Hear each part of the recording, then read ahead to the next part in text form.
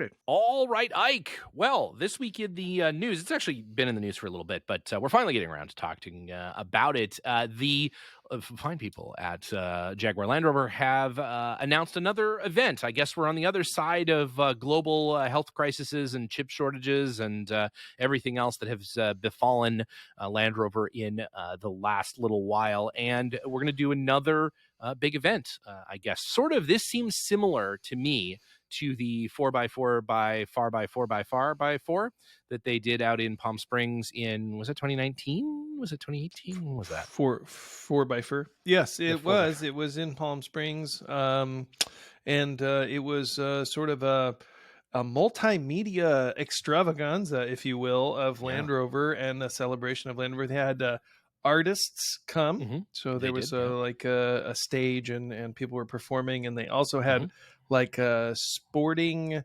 I guess equestrian. The equestrian team was there. The U.S. ski team was there. Sure. It was pretty diverse. It was as if there were a committee in charge of this event, and every idea was accepted. There was anodized water bottle engraving.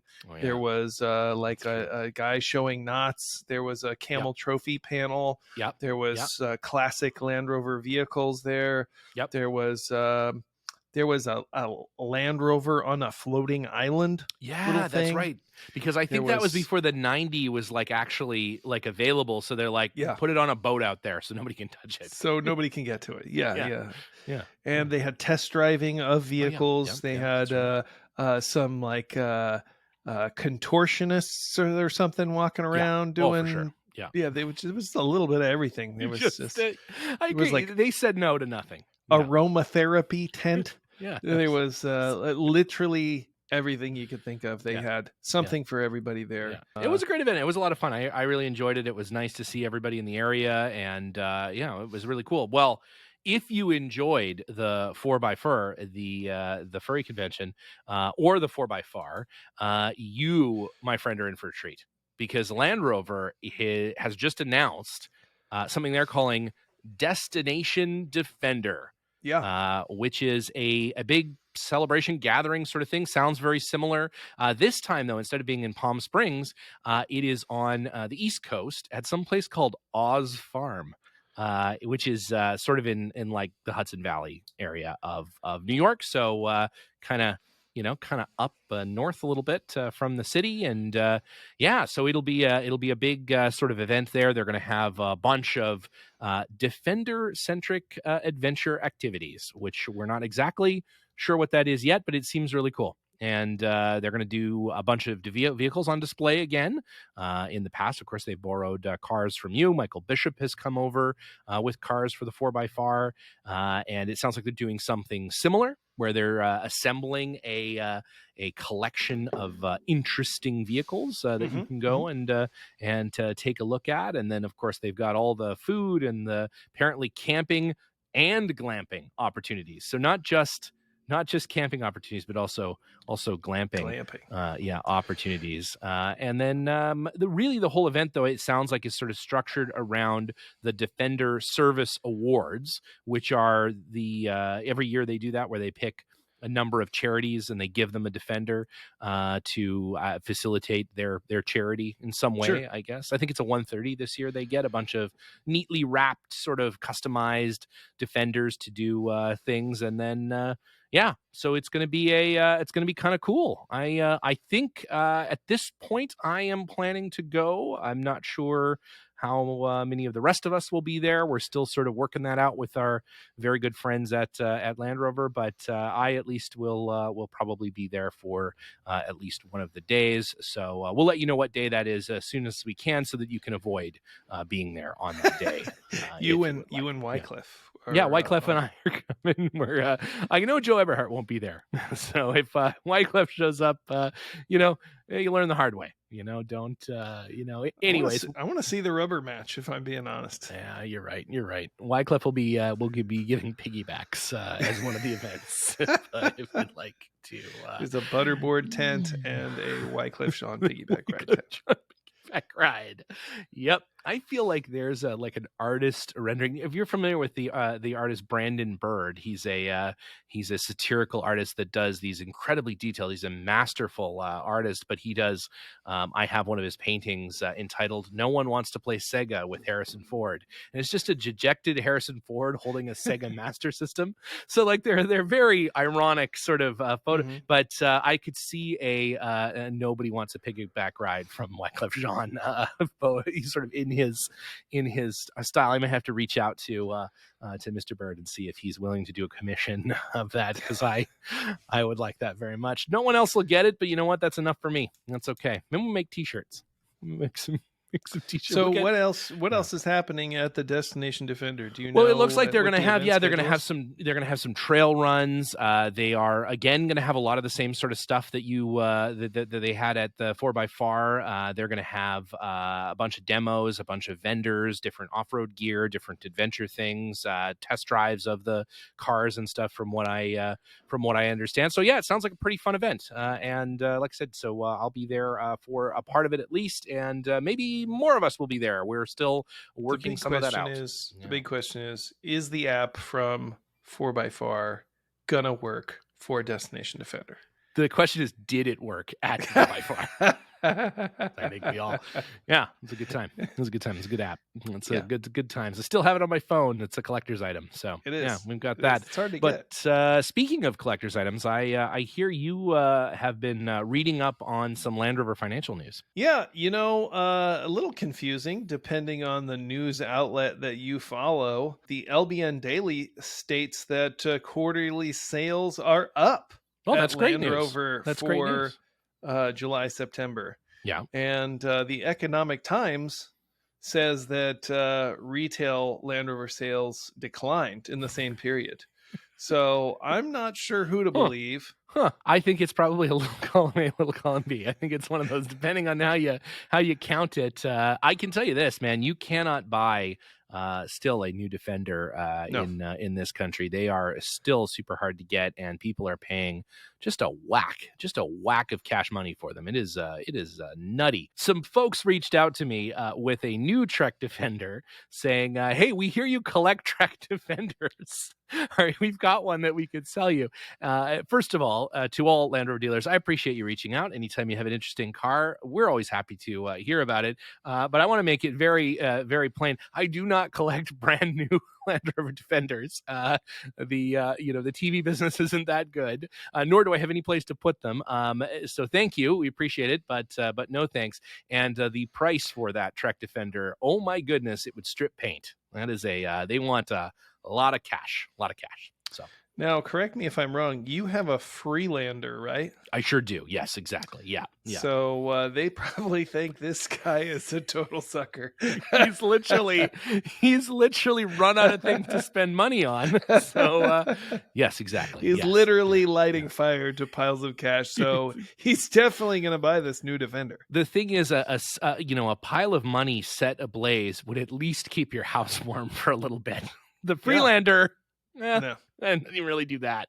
No. It doesn't do that. Listen, we are maybe weeks away from having at least a day of running Freelander, which I think is how much you want to bet? That's a good question. That's a good question. Yeah, we should.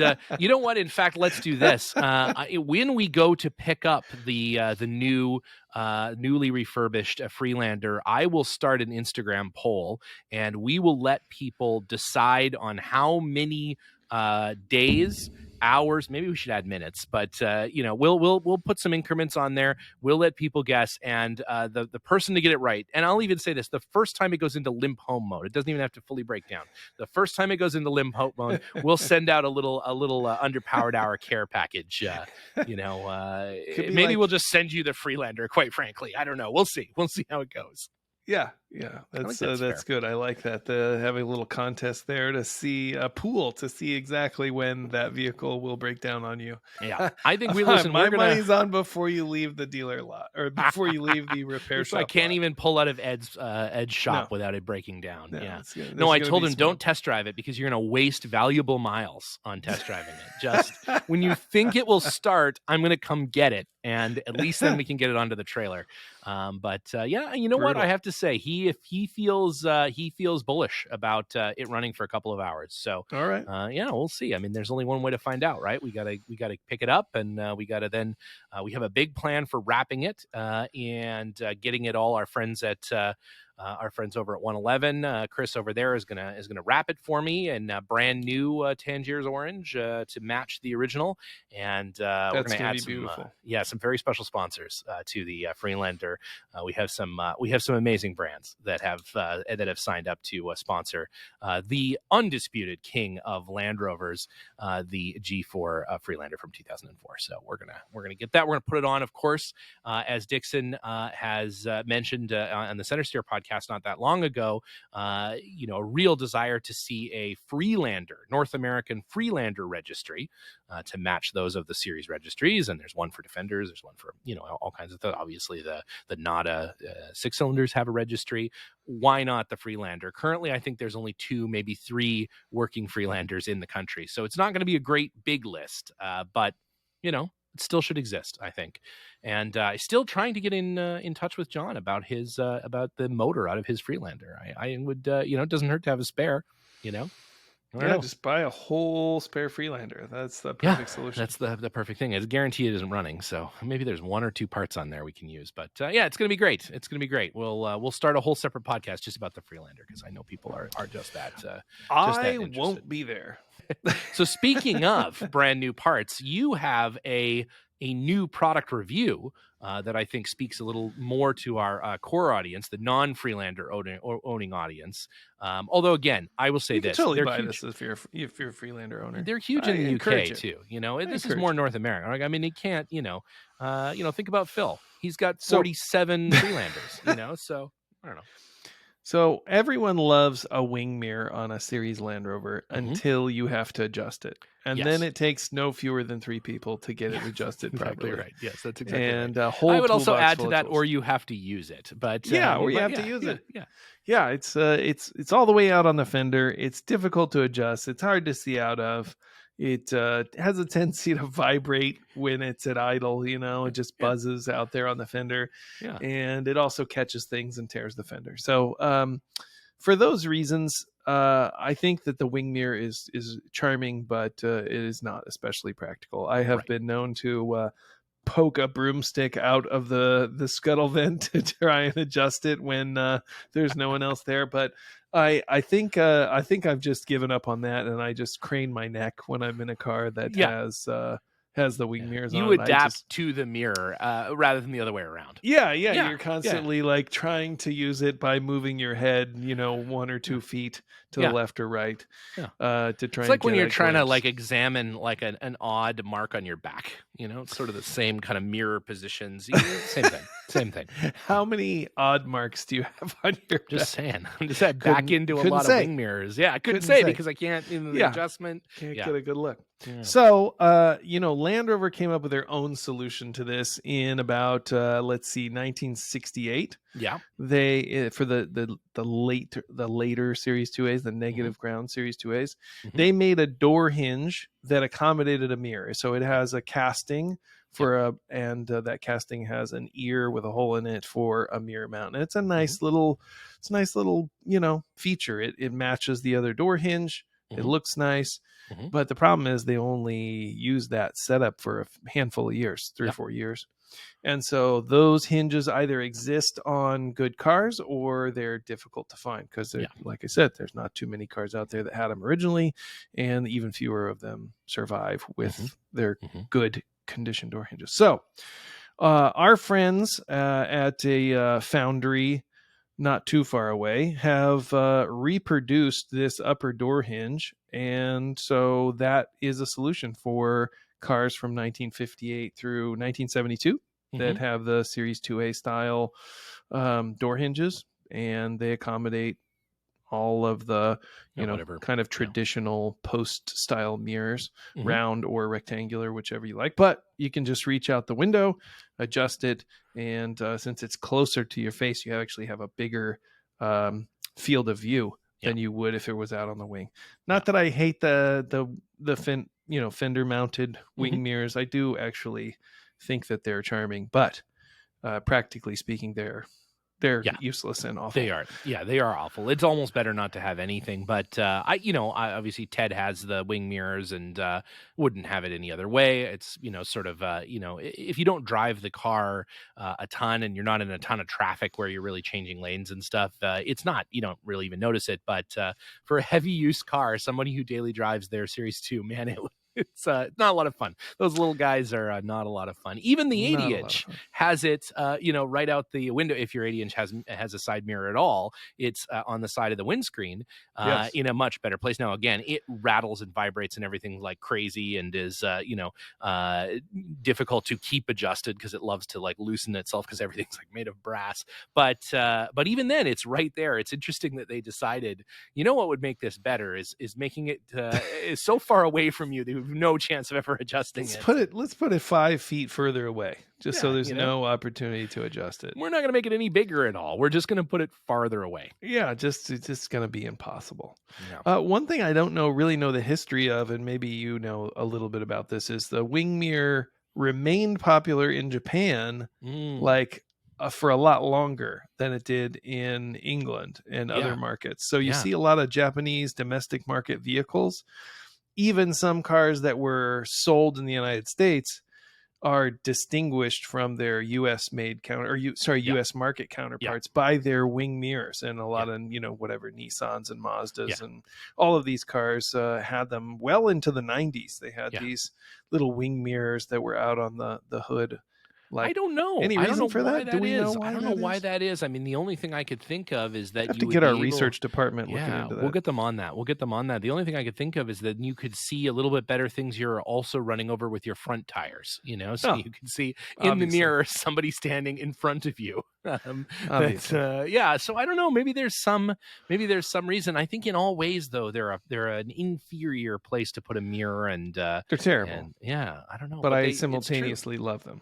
Oh yeah, I mean they have such a classic look. They're such a neat, and I mean they're a very iconic part of the early series cars that you sort of, it's tough to see a car that's had them that should have them, that's had them removed and moved up to the to the sides in a really sloppy way. Somebody's bolted them through the door. That certainly happens, or they've done some terrible kludge to get them fitted. So having the actual Land Rover, sort of style part to do that, I think is like the sort of perfect compromise of having a really traditional car that would have had that as an option. I'm sure people back then, I wonder, was it ever available as a replacement part from Land Rover or as an I accessory mean, part from you Land could Rover? buy it out of the parts catalog, and I'm sure people that saw it on a newer car and they were like, "I wish my car had Right. that." I'm Yeah. sure some of those people ordered it, and some of them just bought a trucker mirror from a Yeah. auto parts store and screwed it to the side of their car because it was just a car at that time.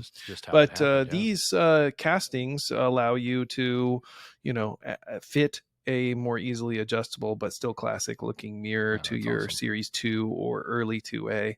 And or if you have an export market car, like Hmm. not a USA model, Yep. they didn't come with those door hinges. So even into the Right. late 2A, Right. that was only, sort of a US market, maybe a few others. And then I think military trucks in Sure. some Would have had markets them. That makes used sense. that Yeah. hinge because the Yeah. military was like, that's unsafe. That's unsafe. It's fine for driving around on the road, but we're not gonna. Yeah, Yeah. well, that's so cool, and it's a place in the United States on the West Coast that's Yeah, doing we this. sell them, so you can Fantastic. get yours. So we'll have them on the website soon. I think they're sold as pairs, and they're a Hmm. couple $100 a pair. That's Hmm. both top and bottom, Hmm. and left and right. So 4 castings plus the new hinge pins. So you bolt them on the side of your car. You can paint them to match your vehicle, whatever, Yeah, and then you fantastic. can fit a easy to use, but like I said, still sort of in keeping with the original classic looking mirror. Very cool. Well, that's awesome. Well, yeah, definitely head on over to the old Penguin 4x4, now at a brand new location. So don't go to the old one. They don't want you there. That's for sure. They don't want you there. Is there what happened to the old sign? Is your old backlit sign? Did Oh, you we take took it it with down. you? Oh, you took it Yeah, down. we Okay. definitely Oh, took yeah. that down. Yeah. It's going on permanent display. Yeah, I was going to say that becomes part of the museum along with the ramp that we bent trying to get Linus's car out of the back of that U-Haul. So we'll put that get that all in the museum. That's going to be Yeah, yeah, yeah. The exactly. underpowered So hour museum. Yeah, it's going to be fantastic. So we are bringing back finally after many months, quite frankly, of being out of the loop of our normal segments. Listen, we had a ton of stuff going on, shop moves, racing in a rally. Ike killed those guys. There was all this stuff happening, and so finally coming back around to people's maybe third or even fourth favorite segment, the Land Rovers in the movies. And the interesting thing about this one, Ike, when you brought this up today, is that I'm embarrassed, quite frankly, and I want to just make a public apology that we haven't gotten to this film yet. That it has been more than, it's almost 2 years now of doing the show, which is insane to think about. We're coming up on our 100th episode very quickly. And if we get to, let's say, about 115, then we've got more podcasts than maybe any other Land Rover podcast out there. But anyways, what movie, Ike, is it that we somehow managed to skip over in our pursuit of every Land Rover in every movie? The 1991 classic film starring Keanu Reeves and Patrick Swayze, I believe. Sure is. Point Break. That's right. Point Break follows the sort of crazy surfer community in Southern California, and they turn out to be, not to spoil it, it's been out for 30 some years. I mean, if you haven't seen Point Break, I mean, yeah. I mean, they turn out to be bank robbers, if you haven't already seen it. But in the film, there's, I think, 3 scenes where the Land Rover or a Land Rover, different Land Rovers. I think there's actually 2 different Land Rovers that are featured in the film. In one, they're playing sort of like a football game at night, and they're on the beach, and there's all these vehicles that are lined up, and there's a 109 station wagon that has its lights on, and it's kind of featured fairly prominently. And then towards the end of the film, one of the characters is in Australia, and the other character is chasing, and he's driving a Series 2A 88 soft top. So it's a great film if you haven't seen it. I think they even did a remake, which I haven't seen. Have you seen the remake? I haven't seen the remake. I've heard that that obviously I know it exists, and I think Chris, who doesn't watch or doesn't listen to the show but does watch the live casts, I think he saw it and he wasn't a fan. He is a huge fan of the original Point Break, as I think everyone is. I mean, what isn't there to love? Keanu Reeves, surfers Gary who are also Busey. Gary Busey's in it. Yeah, surfer bank robbers. Like, it's just, it's sort of, if you will, it's the proto Fast and the Furious, right? Like street racers, also bank robbers. Like they, they didn't start that, but I mean, they've certainly, they modernized, if you will, the group of unlikely people that are actually front for bank robbers or whatever. It's just such a great movie. It's just very early Keanu Reeves. I mean, that was one of his very first films. I think it's definitely his breakthrough movie, if you will. I think he had some films that were obviously Bill and Ted. Bill and Ted was predates that, and that's right. it was sort of his breakthrough film. But this is like the film that, like, he's not a one-trick pony. Look, this is a pretty successful film. If you need any more evidence that Keanu Reeves is simply a national treasure, Gary Busey is in it as himself. He's just a crazy old man. Busey. Yeah, he's just Gary Busey. Yeah, he plays Gary Busey in a number of films around that time.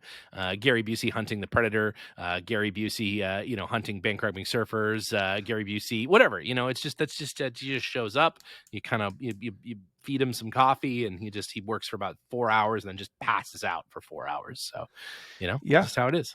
That's how it is. An amazing career. So go watch Point Break. Oh, also Anthony Kiedis from Red Hot Chili Peppers shoots himself in the foot in that film, if I'm not mistaken. That's right. I'll tell you, the Red Hot Chili Peppers have a pretty impressive filmography. When you think about Fleas and Back to the Future films, Anthony Kiedis in Point Break, they're and of course their drummer has been Will Ferrell since day one. So, it is really a pretty impressive group, I have to say.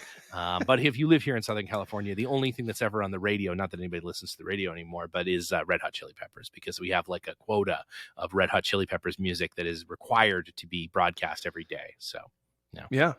That's how it is. That Southern California funk pop Yeah. fusion. That's right. That's exactly. It's just the sound when you close your eye. You close your eyes here. You just hear it. It's just in the ether. Whatever became of either of those Land Rovers? Does anyone know where either of the famous Point Break Land Rovers are? Couldn't say. I don't know the answer to that. There's a website called the Internet Movie Cars Database, and I don't even know if it's listed in that. But sometimes they have like comments, and people make little notes on the history of certain cars that have been through film. So maybe it'd be worth checking out to see what did happen. I do know what happened. This is somewhat unrelated to Columbo's Peugeot 403 convertible. Oh, really? Yeah. Yeah. Where is apparently, they left it by the ocean and it rusted away. Yeah, that makes sense. Yeah. But Peugeot 403 convertible, neat car. That is a neat car. That is a neat car. Did it just stop working somewhere as it was a Peugeot? Did it just stop working there and they just abandoned it, or? I watched an episode of Columbo the other day, and so I felt compelled to learn a little bit about Columbo, Peter Falk. Yeah, Peter Falk. Columbo was on the air from 1968 until 2009. I think they made the last Columbo film. Oh my God! Yeah.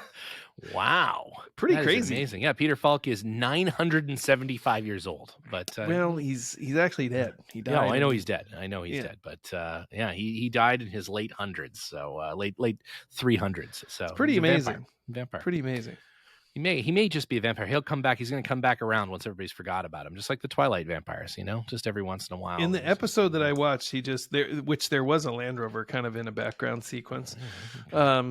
He just eats chili and confuses people. It's great. He's just all disheveled, and he's like, "Oh yeah, one more thing. I got one more thing for you." Yeah, exactly. And then he just puts rich people in jail. It's a beautiful show. It really is. It really is. It is the pinnacle of filmmaking. And at that we've run out of time. So it has been a pleasure as always. We've got some great stuff coming up here over the next few weeks. Some really interesting guests. Some guests that are just average, and I'll let you figure out which ones are which. And then if you are so inclined and you're looking for maybe some merchandise of the Underpowered merchandising. Hey, we've got Underpowered Hour the sticker, Underpowered Hour the T-shirt. We've got everything you want. So head on over to the Underpowered Hour and get yourself some stuff. We've got stuff. We've always got stuff, and the holidays are coming. And your favorite Land Rover owner would love a tiny Ike, stuck somewhere, or someone you just don't like. You don't like a coworker that you're looking to sort of underhandedly harass without getting in trouble with HR. You were thinking about getting him a glitter bomb, but no, get him a tiny Ike keychain. That's exactly right. They'll hate it even worse. They come in one convenient size and have tiny Ikes on them. So, what's wrong there? So at that rate, that's it for this week. Thanks again for joining us. And Ike, I will see you next week. All right. Looking forward to it.